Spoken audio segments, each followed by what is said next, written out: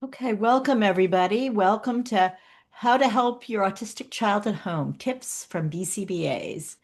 It's 7 o'clock and we're starting right now.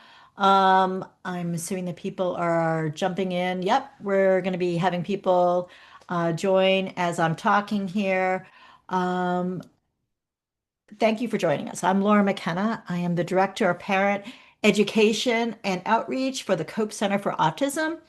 At the Cope Center for Autism, our mission is to be a champion for children with autism by providing prompt medical evaluations, equipping families with knowledge and resources, and fostering an inclusive and accepting community. We envision a future where all children with autism have access to comprehensive individual support that empowers them to thrive as their true selves. At the Cope Center, we one of the core things we do is evaluate children to see if they meet the criteria for autism.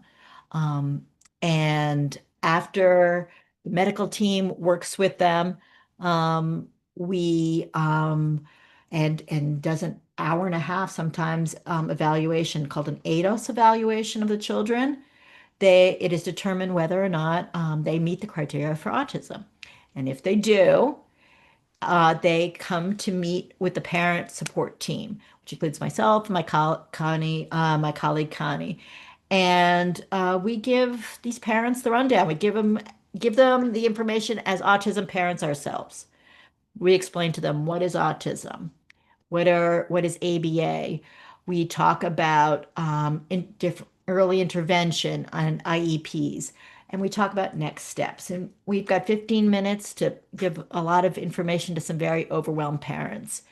One frequent question that we get from parents is, how can I help my autistic child at home? They've just gotten a whole lot of information.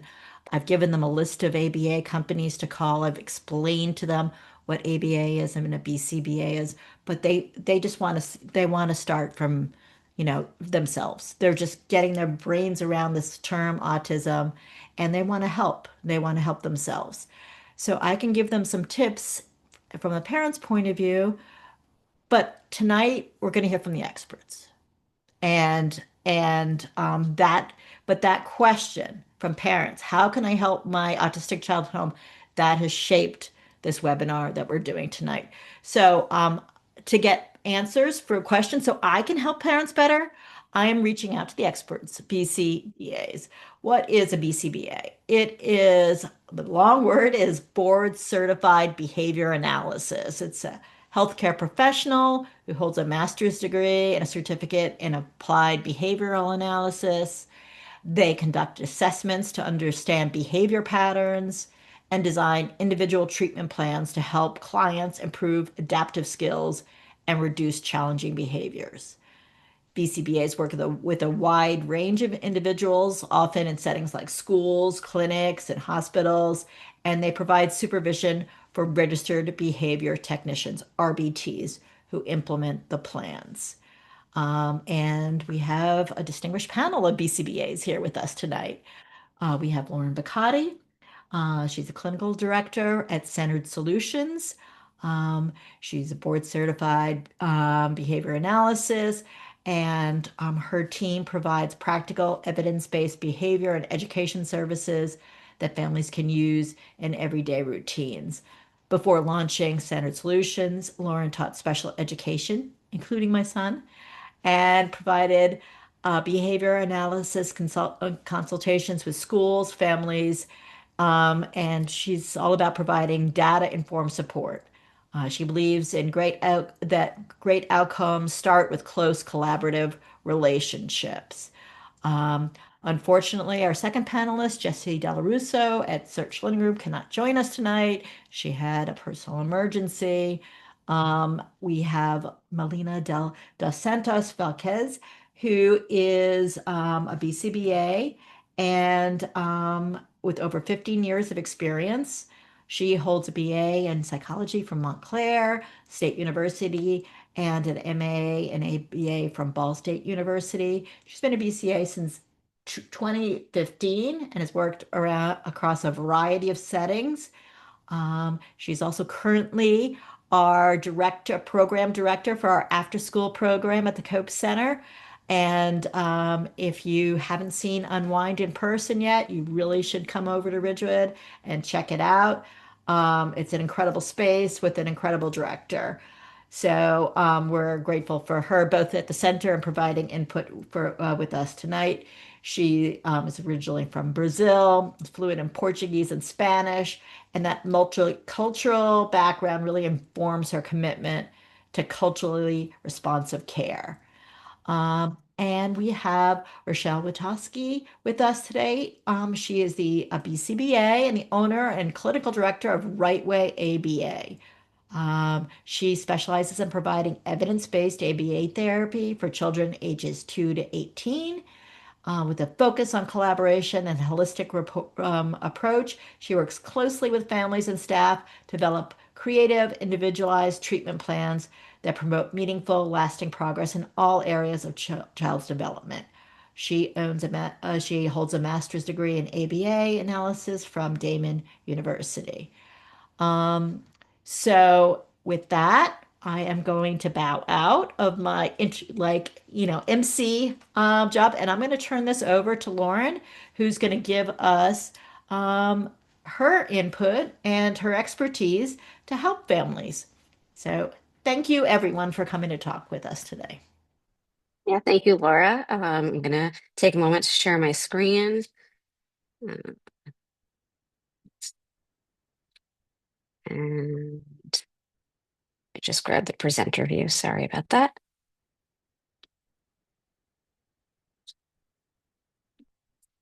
There we go. All right. Hi, everybody. And again, thank you, Laura, for the introduction. I know that she mentioned that I currently work with Centered Solutions, which is a company that provides ABA services to children with autism. And before that, I worked in special ed as a special education teacher and as a BCBA, providing consultations in schools and homes. But way before then, when I was actually in college, I worked in early intervention, where I worked really closely, with families and their homes when their children were first diagnosed, and it made a huge impression upon me of how the challenges that these families were facing and empowering caregivers, and that really has been fundamental to my work as a special education teacher, and now working as a clinical director and really collaborating with families so that they can have the best outcomes for their kids and be able to use some of the strategies that we found successful. So.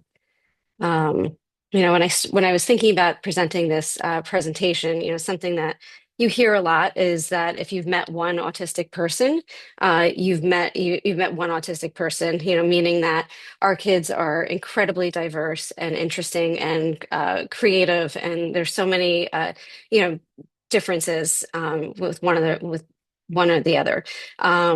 They're all unique, but there are some strategies that have worked again and again that I've noticed throughout the years.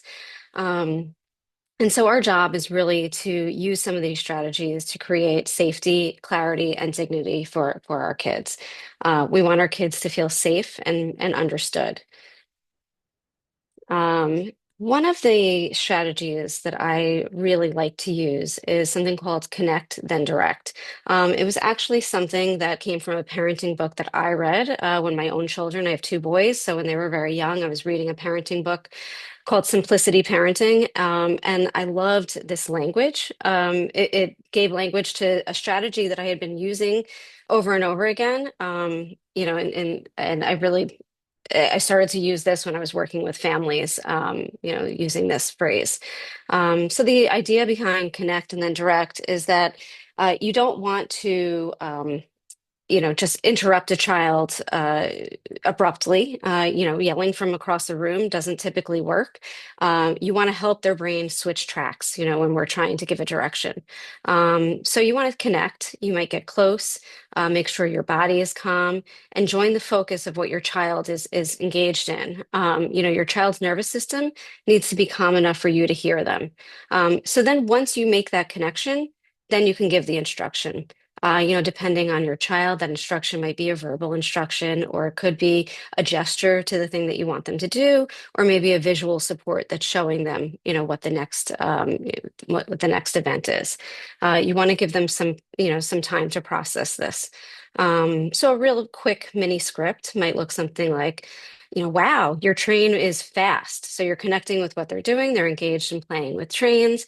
And then you're giving them direction that you're going to put your shoes on, we're leaving. Again, you can do this either verbally or non-verbally, depending on, the best way that your child receives instructions. Um, so I'm going to go into this a little bit more in depth. You might get low, sit beside. You don't want to tower over your child. You'll say their name and comment on what they care about. Maybe gently touch if they like to touch, and then wait for that shift that you understand that they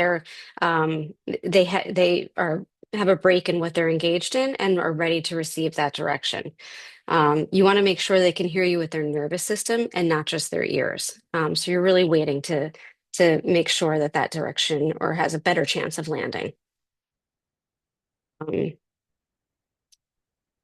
Clear visuals and clear language and visuals is something that I think is really important in homes. If you're repeating yourself, your child probably doesn't need you to be talking more. They might need something, simplified. So you can use something like a first then board, which shows them first something occurs and then something else occurs. Or a mini routine, which gives the order of things that might happen. They work. These things work because they're concrete, predictable, and they're not emotional. You're going to point to the strip or the visual instead of getting louder and repeating yourself. Um, so you want to keep your directions short and clear, like stand up. You're going to put your jacket on, give one step at a time, and then give some time for your child to process. Many times these visuals are really helpful to support common routines like the morning routine or bedtime routine or choices that you regularly, need your child is routinely engaged in or making. Very closely connected to the clear visuals and the clear language and visuals is preparing. So you want to look at these times that that you might need to use these materials. So those visuals that I mentioned, you want to have those prepared and also think about what are the hardest parts of your day. Transitions, I hear again and again from parents that they are very difficult. Meltdowns usually don't come out of nowhere. Typically, your child's nervous system is already at a 9 or a 10, and then that's, how that meltdown occurs. So if you take some time to prepare ahead of time and anticipate, the things that might be challenging, you might be able to avoid some of the, more difficult, tantrums or meltdowns as we can refer to them. So you might want to give your child a warning before things are going to occur. For example, 2 more turns, then we're going to go. Or use timers. So you can use a visual timer, like a stopwatch, or many people, now you have timers on your phones. There's, besides the regular timer that's just built into your phone, there's all different apps that, if maybe your child likes a different type of clock that you might want to use to help prepare. Um, some other things you might want to think about is some activities that might be challenging. So going for haircuts or the doctor, leaving playgrounds. Those are the things that you might want to create visuals for and give extra warnings or rehearsals about, before you're engaged in those activities. It's all about reducing surprise to reduce crisis. Um, Another thing to keep in mind is your tone is having a calm tone. That matters probably more than your exact words, making sure that you're just staying calm and cool and you're confident and able to handle the situation. Safety and regulation. So this is really falls into two buckets for me in both nervous system regulation and physical safety. Um, Lots of our children are prone to wander, or they're very curious about the world, and they may not have the communication to tell you that they want to leave. And I always tell parents that prepare for this before it ever happens, because you don't want to be in a situation where your child gets out of your home and you don't know where they are, and it's scary and dangerous. So preparing for potential wandering or elopement. So making sure you have door or window alarms, you have high locks, because our kids are very, very smart, and many know how to work work the locks and leave. You may want to consider an ID bracelet or a tag in the shoe. I tend to prefer an ID bracelet. That does sometimes, need a little bit of preparation. Some kids are a little sensitive with wearing one, but we can work on desensitizing them and, getting them to wear it. The tag on the shoe doesn't always work, because many of our kids will leave without ever putting on their shoes. So that's kind of a call, whether, knowing your child and what do you think is the right fit. Um, Many of our local police stations and first responders are trained now to work with autistic children. So you can contact your local police station and make them aware that your child has autism, so that they're prepared in the case of an emergency, if they ever need to interact with your child, or ever need to call on them for support. Um, I really recommend swim lessons. Many of our kids are drawn towards water. I don't consider it an extracurricular activity. I consider it an absolute, safety, something that's really necessary to maintain safety. Um, and then going back to a nervous system, space and safety of your nervous system. If you can create a yes space at home, so some place where your child is completely safe and can de-escalate and feels, like they can go there and cool down. So some things that you might want to consider, or what they like to do, things that are safe for them to engage in by themselves. Some children might want to wear headphones if they want to block out noise. You might want to think about lighting, nothing that can break. Any of the other things that are comforting to them, maybe fidgets, or um, some kids like to chew on things that might give them some input. Um, and then reinforcement is, something that comes up a lot with the families that I work with. I always try to preempt that with, it's not bribery. Reinforcement is something that makes the behavior more likely to occur.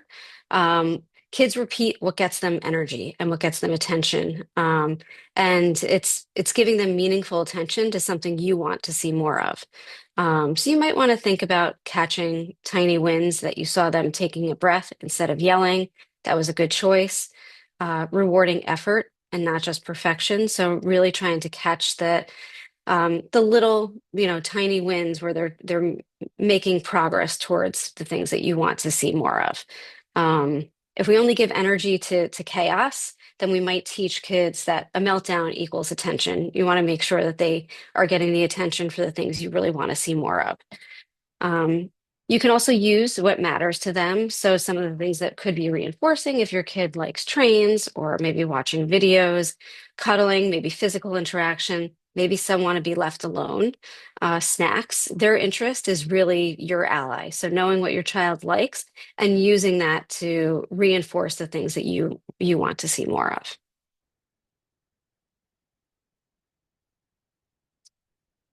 And then I really think looking at children's interests is very important. I've been in the field for a very long time, so over 20 years. And actually, in the beginning of my career, I think that it was common for professionals and families to want to deter children from a lot of their interests, that maybe they thought that it was too distracting, or would interfere with learning other things. But as I've worked with families through the years, I think this is one of our most powerful tools that we can use, is that what they love and what their passions are is not something we want to fix. It's something that we can use as a doorway to engage with them and teach them new things. So let's say if they love trains, you can work on this with in a few different ways. So, for example, in regard to language, you might talk about trains going and stopping and my turn and your turn. For social, you might be taking turns. You put the track on, and then I'll put the track on, and teaching them coping skills and behavioral skills. So instead of throwing a train, you might need to take a break from the train instead of, engaging in the behavior that you don't want to see. The idea is to join in to shape their skills, shape their behavior, and build the skills, inside their interests. So I'd like to end just with reminding you that you don't have to do this alone. There's so many professionals that can come and help and coach you in your routines. We can collaborate with OT, speech language pathologists, and school providers, so that you're not getting a bunch of different plans, and you can work together to help your child in one coordinated effort. Ask your providers to teach you and not to judge you, and you really deserve help and support at home. Any of these strategies, I know we have a limited amount of time tonight, but any of these strategies can really be built on. You can work with a professional that can assist you and coach you in a real in-depth manner, so that you feel confident working with your child at home. And that's it for me. Well, thank you so much, Lauren. No And problem. this was great. And now we're going to hear from Melina de Santos-Falquez. Hi, thank Huh? you. Let me share my screen.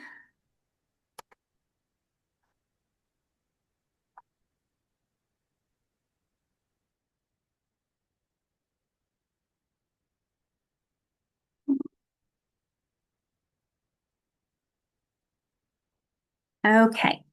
So I'm Melina. I am part of the Cope Center family. I'm very excited to be part of here, but most of my experience has been with working with individuals on the spectrum. I am also an autism mom, so I know this stuff as both as a professional, but also a parent. And am not a BCBA at home, but when I talk to families and what I do at home is that I compare ABA to kind of like a Hakuna Matata. And I like to call it an ABA Matata because it's more of a way of life, right? It's not just sitting and a repetition of like things and sitting at a table and learning colors, numbers, and names of things. It's more of how you interact with your child and how you do things around the house and where you place things. It's everything. And this is also a way that I like to kind of describe a little bit or have conversations about parents about how much ABA to get, right? Is that, a lot of the times, oh, you need 40 hours of ABA or you need a certain amount, right? If you look at ABA as just a way of life, 24 hours of their day will be ABA.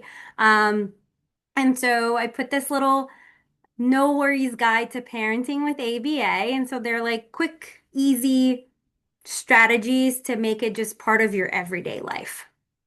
And some of the stuff kind of overlaps with what Lauren said. It might just be a little bit of different wording, but it's nice when multiple people are kind of saying the same thing, right? Because that's the stuff that works and that we want to do and that we want to encourage you to utilize when interacting with your children. So just like Hakuna Matata, ABA Matata, and which means no worries, ABA Matata is all about having behavior science as a way of life. So you're just calm, confident, and that you're really using ABA strategies with intention, heart, so that you can create a home where learning is just natural and joyful, which again, like from some of the stuff that Lauren was saying, right? Connecting with your child. That's what this is all about. There are a couple of tips and tricks with my ABA Matata.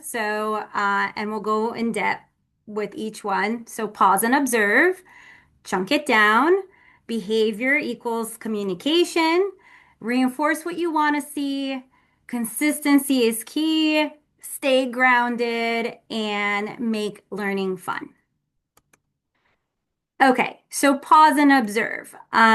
So the idea with this is that you're responding with intention and not impulse, right? You don't need to react to everything that's happening with your child, that you're really pausing, observing, and then responding appropriately. So take a breath and watch. Try to understand the why behind the behavior really helps you with responding with intention and not impulse. That will help you understand what maybe they're trying to communicate, what is bothering them in the environment so that you can react and change things up or teach them the alternative behavior or what you want to see your child engaging in. Um, Reinforce what you want to see. Again, similarly to what Lauren said, right, is that you want to make sure that you're engaging and having positive reactions to the good stuff that you want to see, and that you don't want your engagement to turn into that you're always giving attention to when they're doing stuff they're not supposed to. Um, and something that commonly happens with families, especially when there's multiple children and their siblings, right? Sometimes when everybody's nice and quiet, you're like, oh, this is amazing. I'm gonna go and wash dishes. And then the moment that the chaos starts, right? That's when parents get involved. You want to be involved as much as possible when that calm and good and all that stuff is happening so that you are reinforcing the right stuff instead of always just getting involved when not the right stuff is happening. Because reinforcement does fuel progress. The more you reinforce, the more you're going to see your child doing the things that may be difficult or that they don't do as often as you'd like them to do. And with reinforcement, celebrate constantly, right? Like, and it could be the little stuff and the big stuff.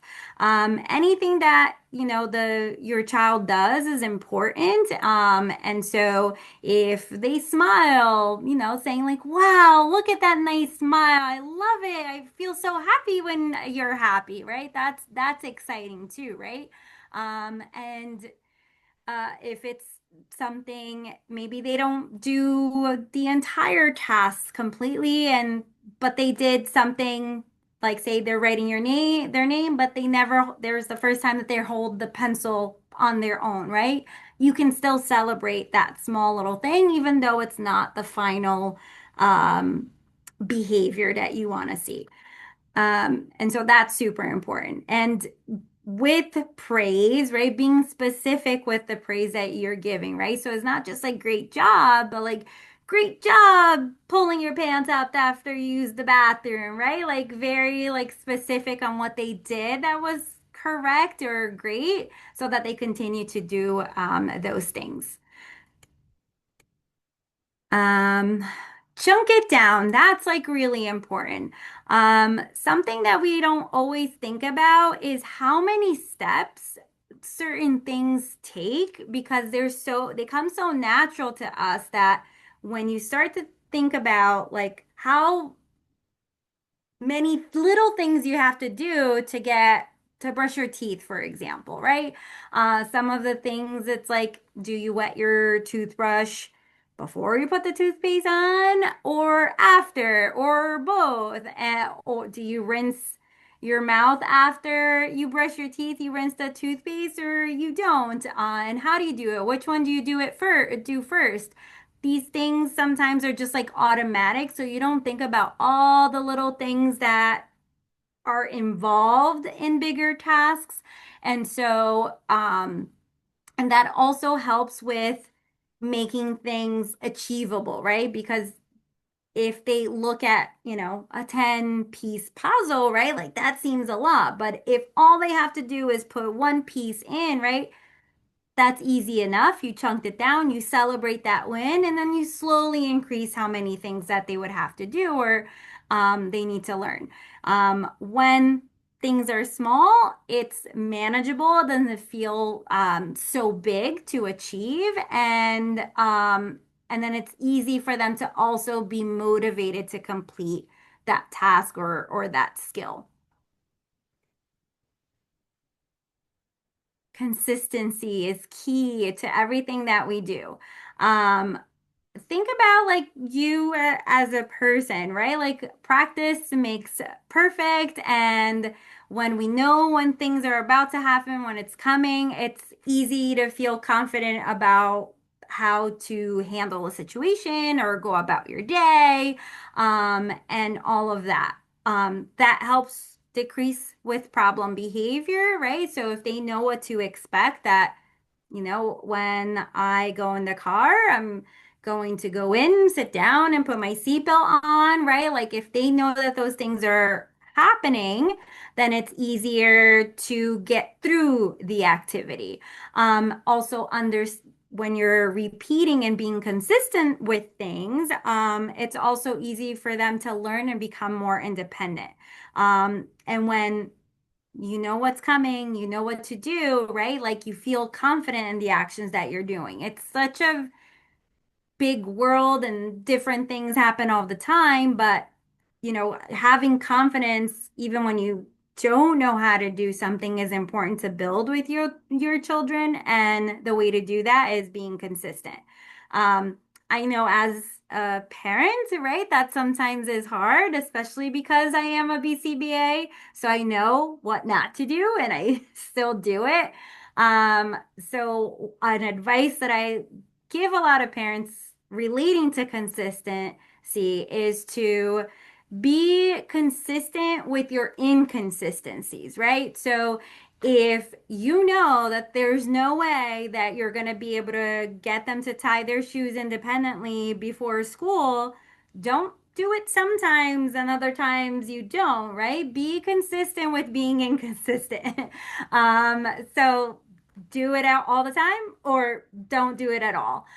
Pick times that are easy to practice things so that you can remain consistent. And my advice is definitely not do it during like chaotic times, especially when you're trying to leave to go to school in the morning, or it's time for bed, or anything like that. The next thing is behavior equals communication.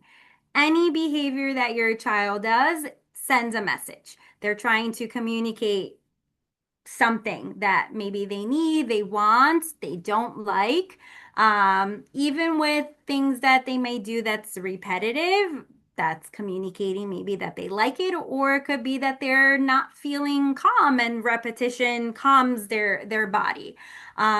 Your job as a parent is to try to decode what that behavior means, because once you're able to decode, you're able to respond with support with what they need.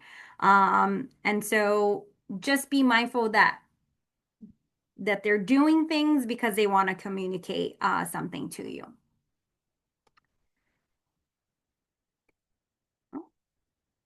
And then I think this is the last one. Oh, sorry. Stay grounded. So if you're calm, they feel calm and feel safe and they feel okay. If you're not feeling great, they're not going to feel great either. So it's very important to make sure that, take deep breaths, stay calm, because that will set the tone of any interaction that you're having with your children, the household, the siblings with each other, or your husband with your children. And it if you're not feeling great, right? That's not maybe the time to go and start teaching something or start doing something new. And take a break. It's okay to like not feel like I'm gonna make sure that he brushes his teeth on his own, right? Like if you're not rested and ready to engage in a positive way, that's not the day to do it. So skip it, right? That's okay. It's not going to be the end of the world if you don't do it. So always make sure to give yourself a break and don't be so hard on yourself about everything that's going on.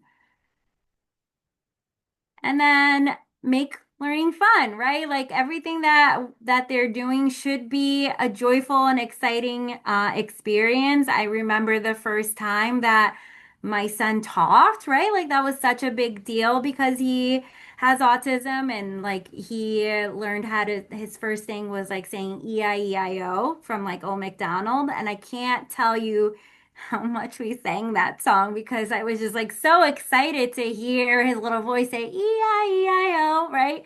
And so then I just made that into like fun different things where he can fill that in, right? So that it was something that he felt confident about and it became silly and I reinforced him making sounds, which then helped promote his wanting to talk and say other things that we were doing or talking about.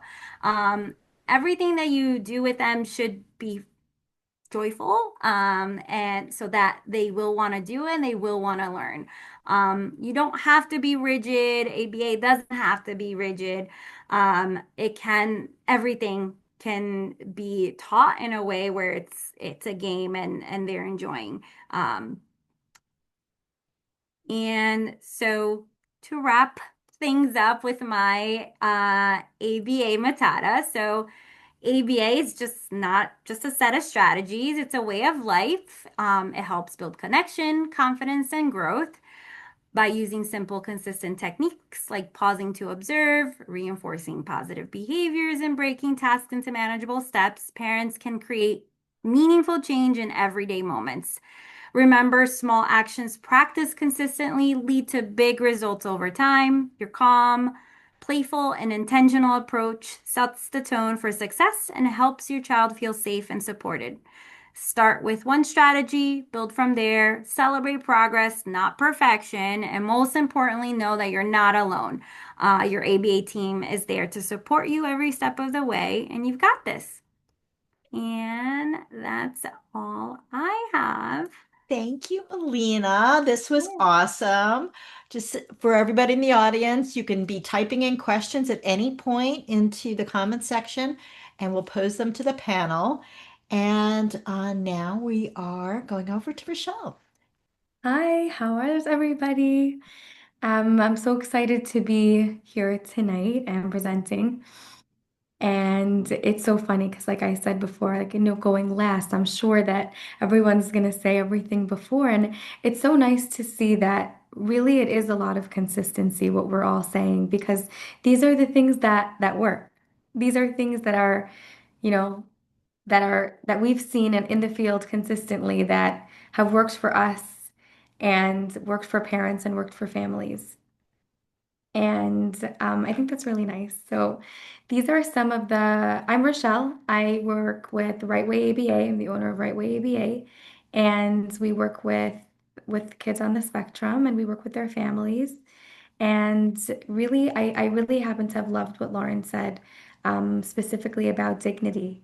That resonated with me a lot because I feel like what we're all looking to do here is give these children independence and not just giving them skills for today, but really building them up so that they have skills for tomorrow. And doing that with independence and dignity is that resonated with me a lot. So here are my tips and tricks for parents supporting children's behavioral growth. So these are like really practical strategies that I've come up with in my praxis. So here we go. Tip number one, focus so much on reinforcement and not punishment. So encouraging these positive behaviors and reinforcing them encourage the repetition of these positive behaviors. So kids repeat behaviors that work for them. If they're getting results from what they're doing, they're going to keep doing it again and again. Then we want to be able to give these children these behaviors that we want to see. So if we keep reinforcing these behaviors, that's what we're going to get. So we want to avoid the heavy punishment because it not only creates fear and confusion, it often fails to teach the desired behavior because then kids are just learning what not to do and they're not learning what they should do. So by teaching them what they should be doing and giving them the reinforcement for the behaviors that you do want to see, it's more likely to happen again. So finding, again, like what Lauren said, finding what your child loves, if it's trains, if it's snacks, if it's screen time, whatever it is, and using that right after the desired behavior, that's what's going to create this pattern of a new behavior.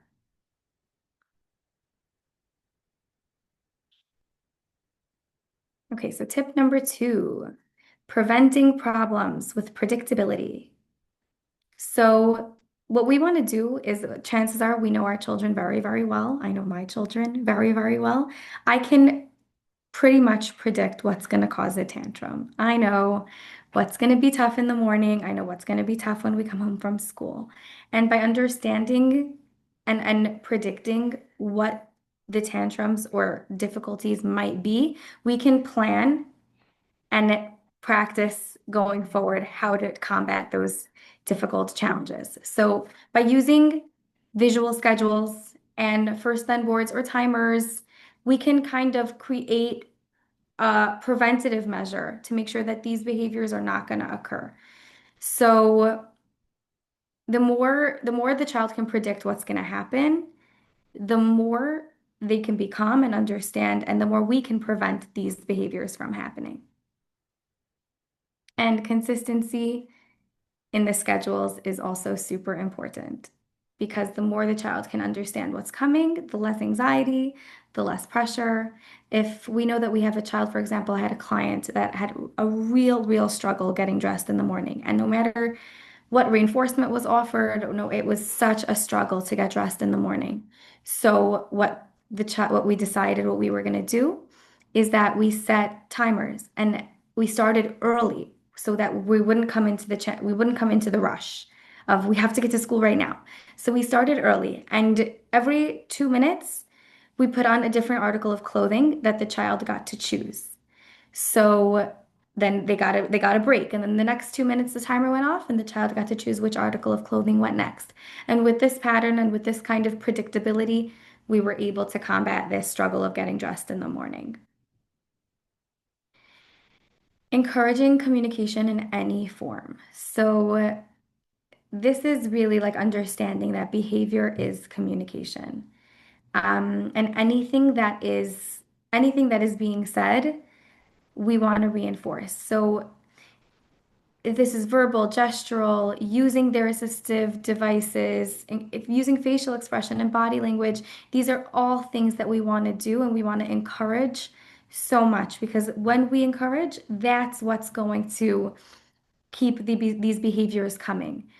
The more that we can try to understand what they're asking for and then, reinforce that pretty quickly afterwards, that's what we really want to get to. So we want to build social connections, and effective communication fosters these stronger bonds and positive interactions with others. So for example, let's say we have a client that's saying that wants juice and they don't have the word juice yet. Even if they're saying j, j, or any form of communication pointing toward the juice, we want to reinforce it as much as possible. That interaction is communication. Okay, so these are some tips for setting goals and daily learning. Um, I have some, I'm sure Lauren and Melina can also say that we, Melina for sure, I'm sure that, like you said, also that some parents say, I don't want to be a therapist. I just want to be a mom, or I just want to be a dad. And I don't want to build a whole treatment plan at home. I want to be able to come home and be my child's mom.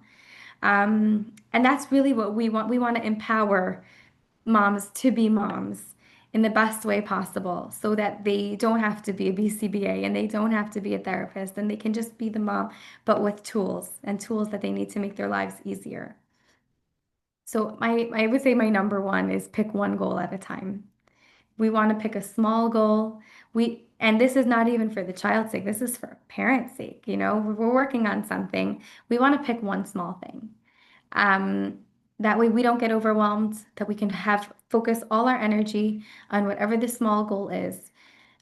We can track progress much better when it's just one thing. It's slow, it's steady, it's measurable. We can target success and we can track it.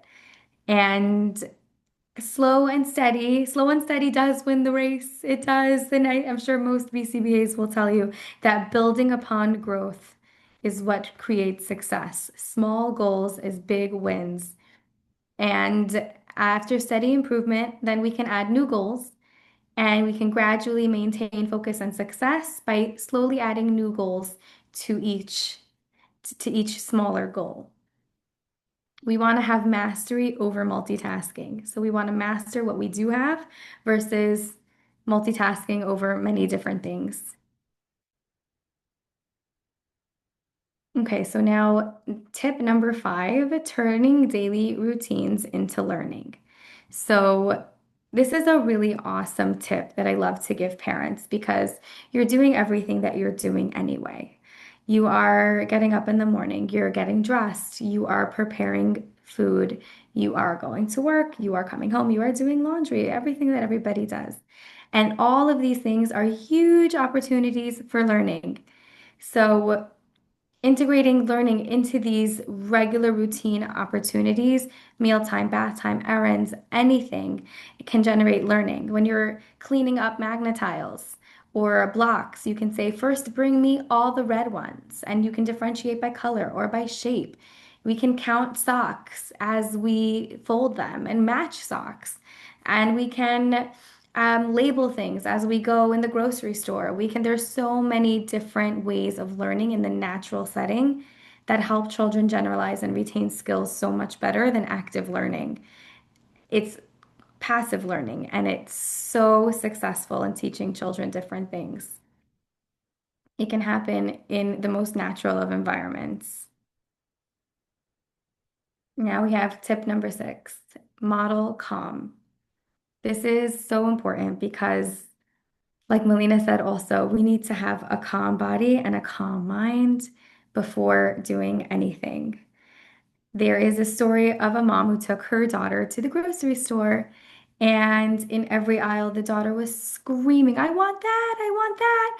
Can I please have that? Screaming, meltdowns, crying. And the mom just kept pushing the cart and saying, it's okay, Brianna. It's okay. It's going to be okay. We're just going to take a deep breath, Brianna. It's going to be fine in every aisle. And at the end, someone came over to her and said, I'm so impressed. Brianna was having such meltdowns and you were so calm. And the mom looked at her and said, no, no, I'm Brianna. I was keeping myself calm. And that's really the key, what we want. If we can be the calm for our child, even when they're struggling, we can support them through their struggle instead of adding to their struggle. So when a child is having a meltdown, they are struggling with whatever is the motivating factor, whether they want something or they want attention or they need to escape, whatever the motivating factor is. You can be their calm and you can support them through it instead of adding to the chaos and adding to the tantrum. And by doing that and by maintaining the calm, we can get them through their challenges and we can be that support for them. And this is kind of like really foundational on top of everything else because the best way to teach our children is if we're calm. And so all the tips and all the tricks and all the classes and all the learning that we can do comes down to how patient and calm we can be in the face of chaos. And there is chaos. It's a matter of how we can manage ourselves in it. And by modeling that to our children, by modeling saying, I'm having a hard time right now, so I'm going to take a deep breath. If you want to, you can take a deep breath with me, but I need it right now. And taking a deep breath. Or saying, I see that you're having a hard time. I'm also having a hard time. I'm going to take a drink of water so that I can take a minute before I respond. By modeling these things, we're teaching our children how to do it, how to get through their tantrums, how to get through their big feelings but we're the models. We're showing them how to do it. It's not just with what we say, it's also with what we do. So this is really, really foundational and obviously really, really hard to master. But the more that we can practice and the more that we can do, and we can start in the moments of, when it's not chaos. We can say, sometimes when it's a calm moment, it's a teaching moment, it's a learning moment. Sometimes when things get really intense, sometimes I just need to take a deep breath and it makes me feel better. Do you ever have that? Things like that by using the calm moments to do teaching and then in the chaos moments to do modeling. And now we have tip number 7. We want to celebrate progress and not perfection.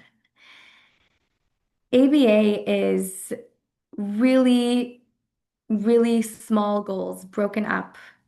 Like Melina said, chunk it down. It's really, really broken up into very small goals that build up into bigger goals. BCBAs often use something called a task analysis, which is a type of program where we break things down into very, very, very, very small goals so that we can see exactly the process of whatever the goal is, like teeth brushing. We have first step up to the sink, then wet the toothbrush, then add the toothpaste, then bring it to your mouth. And we kind of see where the struggle lies in the brushing of the teeth. And it's also a method of teaching. First do this, then this, then this, and it builds upon each other. Um, so by recognizing that ABA is broken up into very, very, very small steps, we can acknowledge that these small achievements are real and they're good and they build up into something bigger. And we want to encourage and recognize and celebrate these small successes. It also helps our child to boost their motivation. When we see the success and we catch it and we celebrate it, it helps maintain the motivation for the harder things to come. And it also helps children build confidence in what they're doing and knowing that they're mastering small parts of a big step. It really helps children build the confidence and keep their motivation.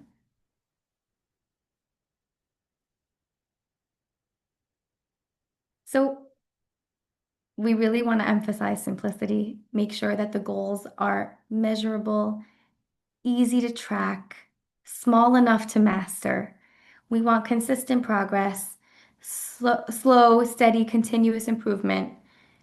And we want to make sure that the families that we're working with are supported and they feel that they have enough feedback and people to reach out to in order to maintain that success. So in conclusion, we have positive reinforcement, clear goal setting, calm modeling, and consistent effort and celebration. Thank you. Thank you. Thank you. What great information from our panel tonight. I really appreciate the advice. And it strikes me as both a parent of an autistic child and a typical child, how much this is just good advice for parenting, right? It's not just about autistic children. I think all children benefit from listening, from understanding when they are having trouble talking.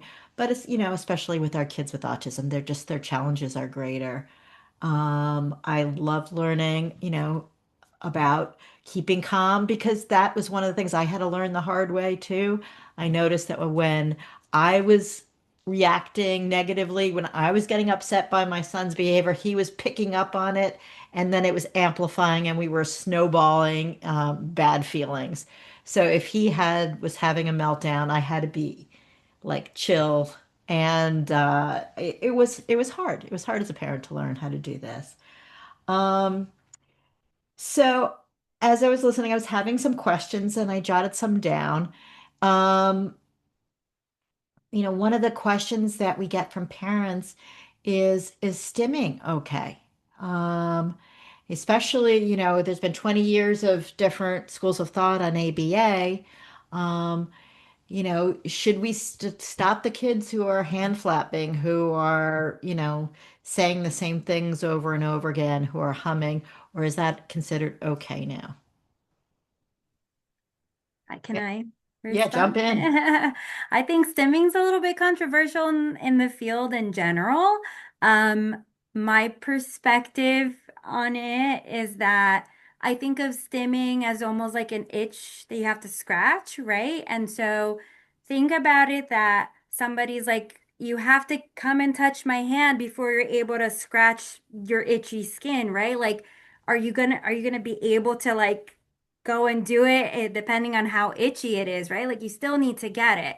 And so if you think about it as something more that they have to do to kind of release their body or get their body to be um, that they feel in control of their body, right? As long as they're responding, I think it's okay to do, right? I think with the families and clients that I've had, right? There's parents that don't want it to happen at all, and others are kind of flexible.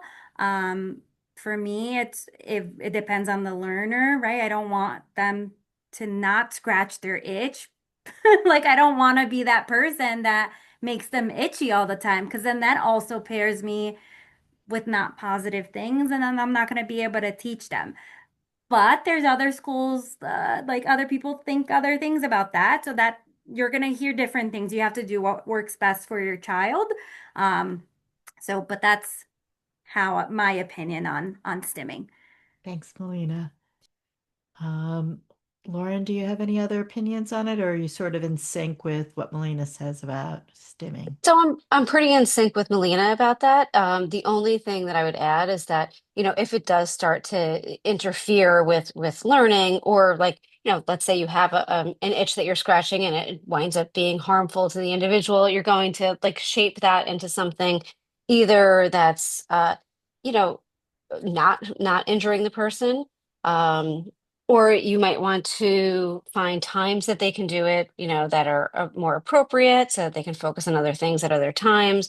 But it really is like taking this on a case by case, basis, and knowing your learner, and how interfering it is with their lives. But yes, I think the field has come a long way, and like not just completely extinguishing stimulating behaviors. Like we have to look at those as, Rachelle said about, everything our learners are doing is for communication, and thinking of that, like what is that behavior telling us, about them. So Would you guys recommend having the families be trained or taught about ABA methods and, so much of this great information you guys hear? Or would you do is parent training part of what you guys do?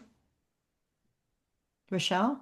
Yeah, absolutely. Parent training is such a big part of what we do because, the therapist is only there for a matter of time. And such a big piece of ABA is the generalization where we want carryover from when, the therapist is not there anymore. We want the child to maintain those skills and maintain everything that they've learned. So by incorporating parent training into the ABA practice is what we're doing is we're giving the parents and the families tools to maintain those skills Right. without necessarily being the therapist. Have you ever trained grandparents as part of your programs? So we really train all caregivers. Yeah. All care, whoever is involved in the child's upbringing and the child's care it could be teachers, it could be other therapists, other modalities. It's a full treatment plan. We collaborate with everyone we possibly can in order to make sure that we're all on the same page in terms of the treatment. So Constantina asks if one of the parents needs some sort of certification to work with the child. Do you think, and she asks if a child will listen to the parent as much as listening to the teachers and therapists. Can, is I, it I did important? I responded on that, like, 'cause she asked if a parent takes I guess a master's in ABA, or gets a BCBA certification as an autism mom and a BCBA. I think that hasn't doesn't make my child listen to me more, right? He's still a teenager, and sometimes he talks back, or he won't put his clothes in the hamper, right? Like any other typical child. What does change, right, is when I interact with him with intention that I want to have a positive interaction with him. So even if he doesn't put his laundry in the basket in that moment, am I going to yell because that makes me feel like, put the laundry in the bed, right? Like that helps me. It doesn't help him. But if I look at him not putting the laundry in the basket, right, it could be like, hey, I'm going to pick this up for you so that your room is tidy. Like, next time, can you help me out so then I can do something else or whatever, right? Like that's going to help his future self listen to me, hopefully. But just it doesn't like he doesn't listen to me more because I'm a BCBA, right? Like he's still my kid and I'm still a mom and that's that. But it does having that knowledge and being a BCBA helps me like know that I did that because it felt good for me to yell at him versus I'm gonna use this to teach and manage my reaction and try to get him to do the right thing next time. How important is taking a break as a parent when really important? Vacations, breaks from our kids, date nights, get away, right? A little bit gives some clarity and helps us to react better. Yeah. One of my own tips is like what I found worked well for my son Ian was I took him everywhere. Like my philosophy is we don't leave baby in the corner. He comes with us everywhere. So it meant that it was made even trips going to the supermarket more challenging, but then he learned by doing it and by getting out of the house. That was my own little tip. Um, and okay, I think we've really covered so much territory tonight. And I really appreciate you guys making ABA accessible to parents, breaking it down. So ABA isn't just data. It's not just, keeping track of numbers. It's something that can be, there's lessons that you guys do that are accessible to parents without, we don't have we can get some wonderful information from you guys and still help our kids without going to get a master's degree. Is that true? Yes. Okay. 1000%. Yeah, great. I, we're over our 8 o'clock timeline, and I know everybody's tired out, so we're going to close up tonight. But I want to thank again. Oh wait, I have a couple more slides. Hold on, 1 second. We have to do some concluding slides. Um,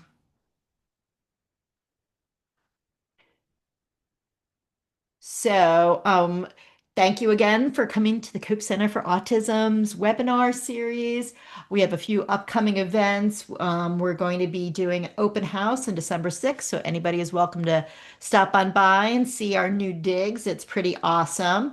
And meet the staff and ask any questions. We're going to have a few more webinars scheduled. We've got one in December on financial needs, protecting, how to save for the future for your child with special needs. The 7th, we've got a local speech therapist who's awesome and well known in our community, giving some ideas about social skills.